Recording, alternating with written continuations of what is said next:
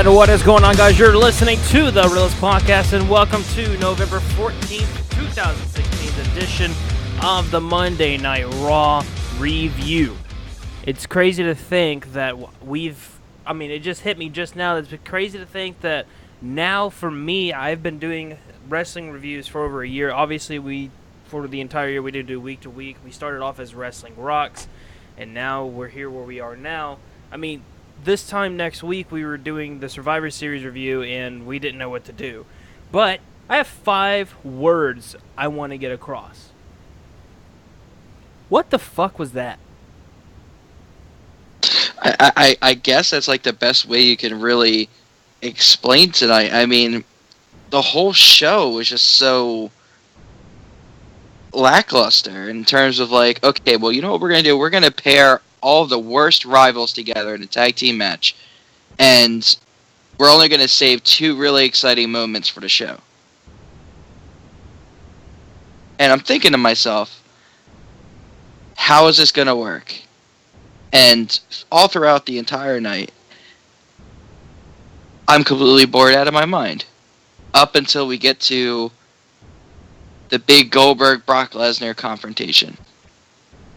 Which, in my opinion, is probably the most exciting part of tonight, excluding possibly Shane McMahon and the return of the SmackDown roster to Monday Night Raw.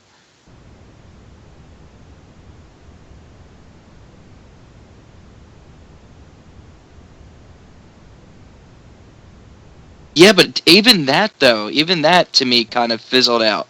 Like I was coming there expecting him to have a really good promo and then a brawl. Like a really knockout, drag-out brawl. All the security guards getting thrown everywhere, which is how it started.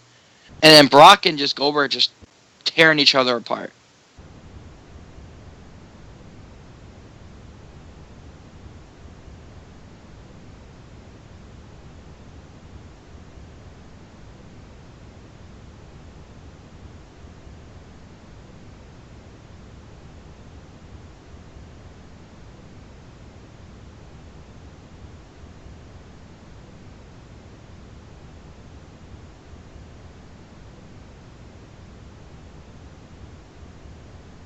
Yeah.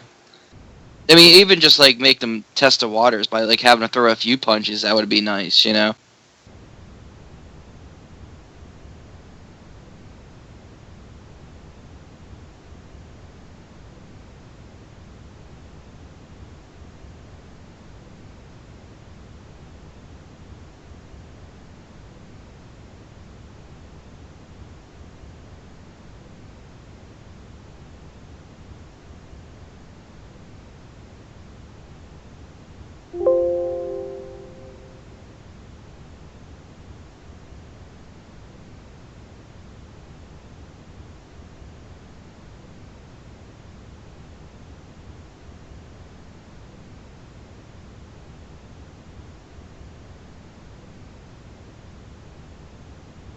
Oh, well, that's really awkward. Gotta love my producing skills, right, Andrew? They didn't hear a word I said. No? What, did you mute yourself again? Yeah. See, we're just preventing you from his story. See, we're saving you from that torture. Yeah. Good story. And I'm sorry for the black screen. I'm pretty sure if there's anyone that's listening, they're probably thinking, what the hell? These guys are awful. Who is this guy talking to? Well, just give us a chance here. Like, call in. We have the new call-in line. If you like what you listen to, call in. If you don't, call in. Let us know what you want. What do you want to talk about? What do you want to hear? I'll let you talk to Andrew. I could be very persuasive. But, man, tonight's show was just eh. I mean, for go-home shows, it's like either... It seems like it's always a hit or a miss. It seems like it's a miss a lot lately. But, I mean, I look at this show and I'm like, and then I look at tomorrow's show and I'm like, this looks like it's gonna be pretty good. Well, it's just because you got the Intercontinental title on the line, you know. So that raises the stakes, and they, dropped the bombshell on Raw. They said, hey, listen, it's either going to be Dolph Ziggler or Miz. So no matter who wins that title, they still have to compete. come Sunday. Yeah. But let's talk about that last segment we just saw of Team SmackDown versus Team Raw, and man, like I saw a tweet and I totally agree. Way to have your brand champions laid out and have Seth Rollins and Roman Reigns stand over them. Yeah, and see, that bothered me. And it's not only did that bother me, but you really saw how much they love Roman Reigns, the management, of course. And we've always joked around here and called Roman Reigns Superman. You know how he's, the big dog and how he's untouchable. It's really bad when you promote somebody like Braun Strowman to be, unstoppable, and he gets taken out by Shane McMahon. Yeah. I mean, of course, he had a little bit of help, but in the end, he got taken out by Shane McMahon. And then Roman Reigns gets pretty much double teamed, in a sense, and comes out unscathed. Yeah. I mean, it's just how Superman is. It's just how it goes, I guess. It sucks, dude. It really does. But for who they promote Braun Strowman to be, it should be Braun Strowman standing tall, not Roman Reigns. But if they were going to pick somebody, the question is do they have Team Raw and SmackDown or Team Raw at SmackDown tomorrow? If they were smart, they would have them invade, but I don't see that happening. I think if you're going to do an invasion, you should have already done it. Yeah, it should be a weekly thing, not just it's our go home show, so we'll invade and build this to be as good as it can be, but it could be a lot better. Well, take a look at it this way: Team Raw won tonight. So why would they show up on SmackDown? It makes no sense. Yeah. I mean, it would be one thing if SmackDown, had the last laugh tonight, but it just doesn't make any sense for them to kind of promote Raw on SmackDown, especially with everything they have going on. Yeah, I mean, I'm so tired of it. Well, and I think we said it week after week so far. It's a deal about the writing.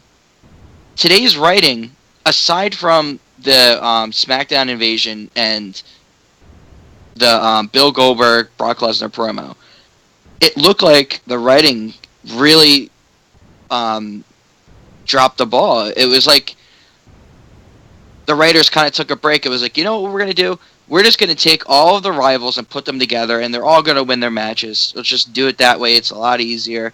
Don't have to worry about anything with the storylines. Everything's preserved. Everybody looks strong going into Survivor Series. It just... You could tell that the Monday Night Raw writing staff didn't put a lot of effort into their product, at least tonight. It was sort of like the, last-minute, 5-minute change. All right, we're just going to do this. Let's just do it. Yeah, I completely agree with you, man. I've gotten to the point where it's creatively, it's just such a... obviously we're not experts, but it just seems like things that would just make sense and would be smart, they just don't do, and you're just like, what? Yeah, well, I mean, you look at it, we're doing it from a wrestling fan perspective. People who have been, huge fans of the sport, since we were kids. I mean, I know at least that's been the case for me. I mean, I've watched it since I was 3 years old, sitting on my dad's lap, watching wrestling, watching the good old wrestlers like Hulk Hogan, Sting, Andre the Giant, all these big names that, are no longer wrestling. So, I mean, when I look at the industry as it is today, and, especially how I come to the show with it, it's as a fan, a lifelong fan, and the intelligence of what should happen versus what is happening. Right. And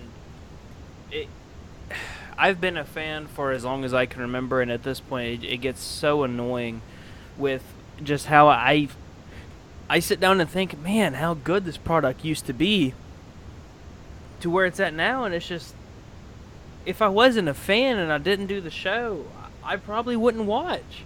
And people are probably going to sit there and say, well, man, maybe you shouldn't watch it anymore. Maybe you shouldn't do this. That's the thing, though. I love what I do, and don't get me wrong, I love watching it. But man, Well, I mean, it's just like, what are you going to be like that?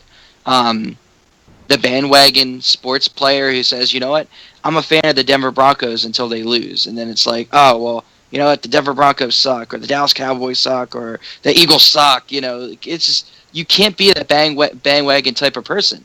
You can't just say, oh, because the product sucks right now, you should just give up on it. No, you know, us as fans, we got to have faith in the product, and the number one thing that we could say about it is that, at least from Raw's perspective, and see, this is the shocker.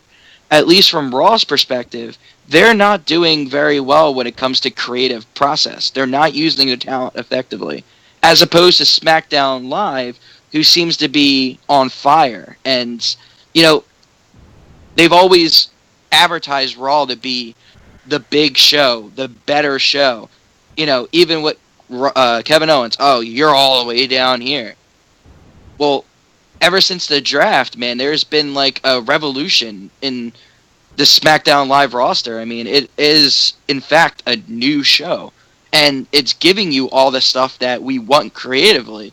And you know, there's a lot of things you can think of that might attribute to that. Is it not just the fact that there's separate writers, or is the 2 hour program actually benefiting SmackDown Live as opposed to Raw, which is still a 3 hour show? here's something that's sad: is you have the crowd who is watching Raw, and when SmackDown comes out, they cheer and go crazy Hmm. for for for SmackDown. And you know, Stephanie trying to pull. I kind of looked at it as a douchebag move, and like, you're at Raw for God's sake. Like, Mm. yeah, but that doesn't mean your product is better. Go ahead. Yeah, yeah, and you know, you talk about the crowd, and the crowd was crazy today. Not, you know, they really erupted with the whole Brock and Goldberg thing. And you know, one of the things I you know texted you earlier was about the Brian Kendrick Sin Cara match, and how they auto tuned the hell out of the product there. They just didn't want you to hear that they were booing the Brian Kendrick match so bad. Like they were letting him have it, and this I got to the point where I was like, are they chanting Goldberg or are they chanting Boo?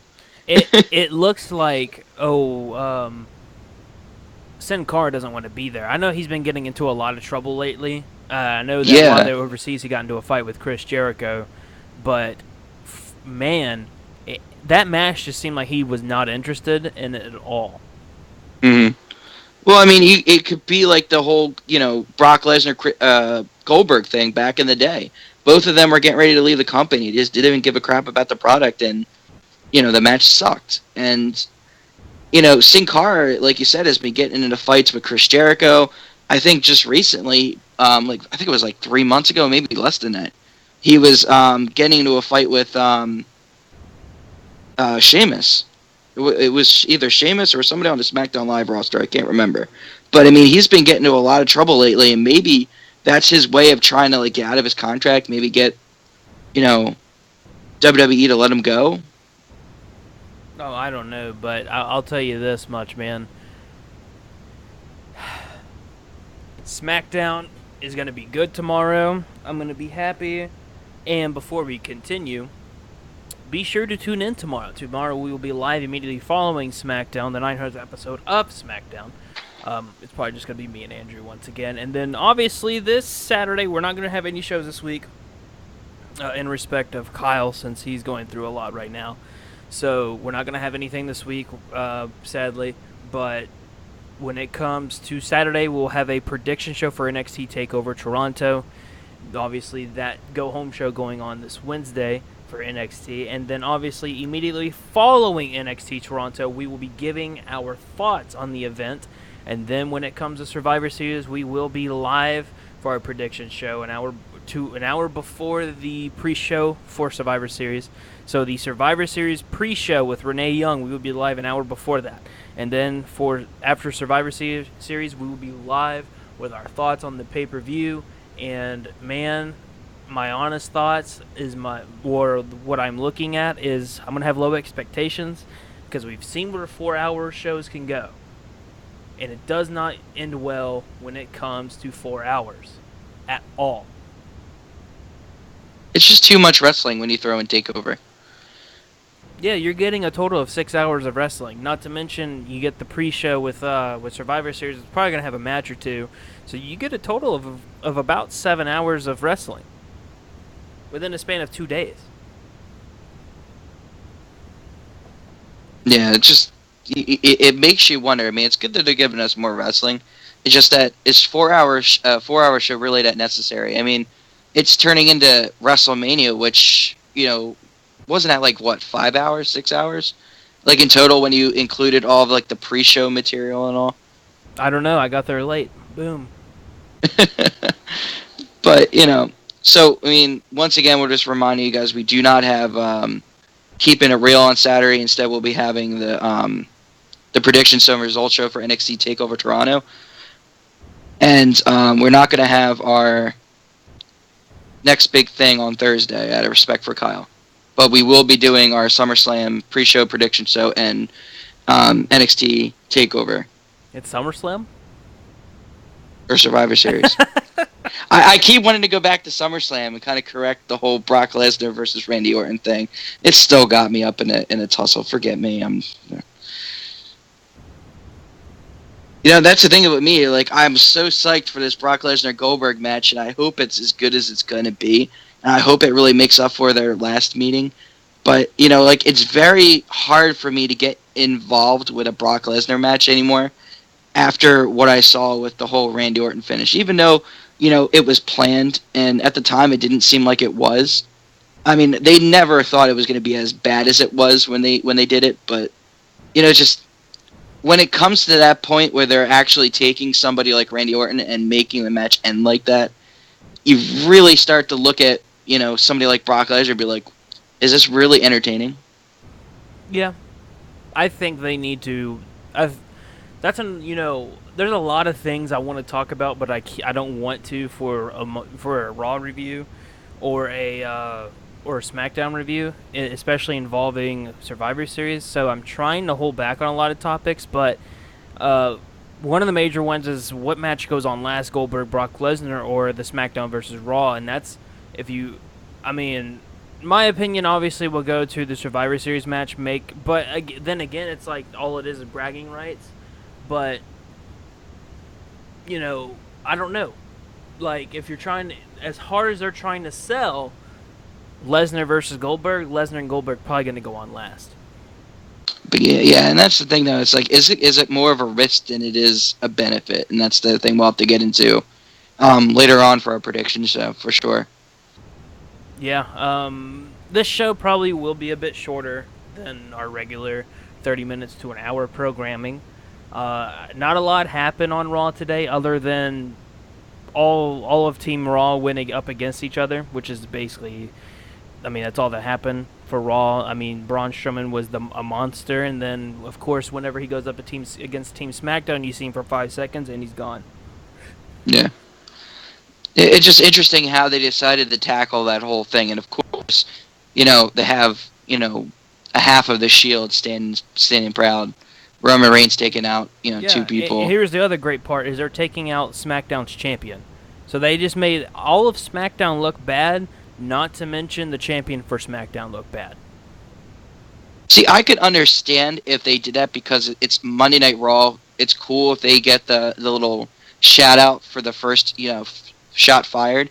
But if it were me, and if it were me and Troll Creative, which, of course WWE ain't listening, but hey, if you ever want a writer, that's what I do. I would have had Kevin Owens level AJ Styles. Make it worth something. It's your champion versus champion. It should be the champion taking out the champion if that was what you intended to do. Yeah, I think that's how you do it, or have AJ take out Kevin Owens. I mean, no matter what, for a champion, it's a lose-lose, but you have your titles, the titles that are the brand going up against each other. And they thought, well, Roman Reigns is everyone's hero. Seth Rollins is Robin. Let's get this going. Seth Rollins is Robin. That's pretty bad, isn't it? Roman Reigns is the dog and I'm the man. And Brock Well, I mean, Lesnar's little ass is heated. come on, man. Some of this stuff that he It cracked said, me up, but tonight. immediately my mind. Look, my family is super goes too far with everything, and I went too far. Like immediately, I heard little ass, and my immediately was like, it would have been funny if he said little tight ass. I'm gonna rip your head off and I'm gonna feed it to him. Yeah, that's what I like to hear. Stephanie McMahon. I thought you would have had a little bit more cushion for that spear. Did you just call me fat? No, no, no. Yeah, there were some good things when it came to the promos tonight. I mean, I'll give it that. But in terms of wrestling, you really could have, just hit the snooze button and, slept through most of it because really nothing changed. Everybody who, you wanted to win won. Charlotte and Sasha, they got the nod over Alicia Fox and Nia Jax, of course. They beat Nia Jax, who once again they're building up to be a monster, and she just gets thrown to the wolves. It's kind of like, okay, so you're building her up, but yet she falls. Yeah, but it was ultimately you had the team that wouldn't coexist in Sasha and Charlotte. Going over on this big monster of Nia Jax, even though they were arguing when she came to the ring to take them out. Yeah, it's kind of like but I mean, this is gonna be I guess you could consider sad, but we've kind of run out of topics to talk about unless we're gonna branch off and do what we said we're not gonna do, and that's talk Survivor Series. Hopefully, there's a lot more to talk about tomorrow.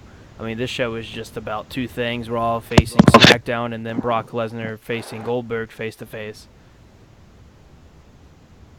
Yeah, I mean those are the two topics that you can't steer away from because those were the most exciting parts of the night. And I was disappointed with how the cruiserweight division went tonight. They only had one match, and they basically got booed out of the building. Yeah, and I just sit here and think, what if? How would SmackDown writers do the cruiserweight division if SmackDown or if the cruiserweight was on SmackDown? Well, I have a theory as to why Brian Kendrick is the one with the championship right now. I don't think I should get into it now because it's it has to do with Survivor Series and something that they're planning to do. But if it were somebody like T.J. Perkins or it would have been better off if they put like Noam Dar in there against Brian Kendrick, or they could have done you already done Rich Swann. So I mean, you could have done bless you. Thanks. You could have done Noam Dar. You could have done Cedric Alexander. We haven't seen him on Raw television for a while. Something exciting. I mean, Sin Cara, he's been around for forever, and Brian Kendrick, I mean, he's just coming back. He's not going to move the way he used to back in his day. You need that younger talent to kind of energize the match. And Brian Kendrick, you have to give the man credit. He can hang with the younger talent. I mean, he can really keep up and make them look really good. But when you have somebody like Sin Cara who, doesn't really seem to be too far into the match, and the match really doesn't mean anything other than, Brian Kendrick making fun of him calling him a traitor, it just doesn't, get the fans interested in it because it doesn't mean anything. Yeah. But I think that's going to do it for us today. Again, tomorrow is going to be our SmackDown review. Probably going to just be me and or Andrew and I again. You and I have done Raw 2 weeks in a row. Kyle did SmackDown yesterday, or last week. But kind of a two-man band going on. We're a two-man band. Yeah. But be sure to follow us on Twitter at Realest Podcast, and our Facebook is The Realest Podcast. And then obviously tomorrow we'll be live with a SmackDown Live review immediately following SmackDown.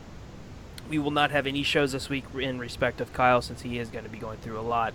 And then obviously on Saturday for NXT TakeOver Toronto, we'll be live with our prediction shows an hour before the NXT TakeOver prediction show. So when Renee Young does her prediction show, or not prediction show, but pre-show, we will be live an hour before that. And then obviously right after NXT TakeOver Toronto, we will be, Toronto. That's how you say it. It's not Toronto. Toronto. Toronto. Yeah, that's how you pronounce it. right after NXT TakeOver Toronto, we will be live with our thoughts. And then, obviously, for Survivor Series, we will be giving our prediction show an hour before the pre-show for Survivor Series. And if you didn't catch that one, that is an hour before Renee Young on the WWE Network does her pre-show. We will be live an hour before that. So, obviously, right after Survivor Series, we'll be live with our thoughts. For Andrew, I'm Blake Carter. And until next time, any WWE creative you're listening, come on, man. I know it's hard to do a show every single Monday, but you got to do it better. Peace out. Hire me. I'll work for free.